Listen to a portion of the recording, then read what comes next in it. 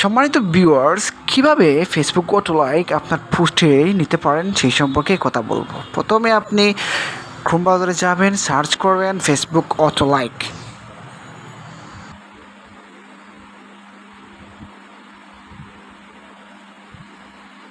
Search করার পর দেখতে পারবেন 3টি ওয়েবসাইট আছে। এই 3টির মধ্যে যে কোনো একটি থেকে আপনি অটো লাইক নিতে পারেন। ইও লাইকার্স, ডিজো লাইকার, মেশিন লাইকার।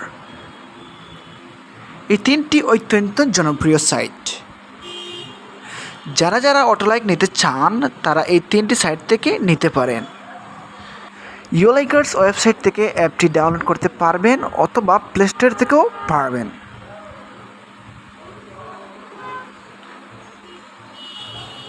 আপনি চাইলে সরাসরি প্লে স্টোর থেকেও সার্চ করে ডাউনলোড করতে পারবেন। ডাউনলোড হয়ে গেলে আপনি ইনস্টল করে নেবেন।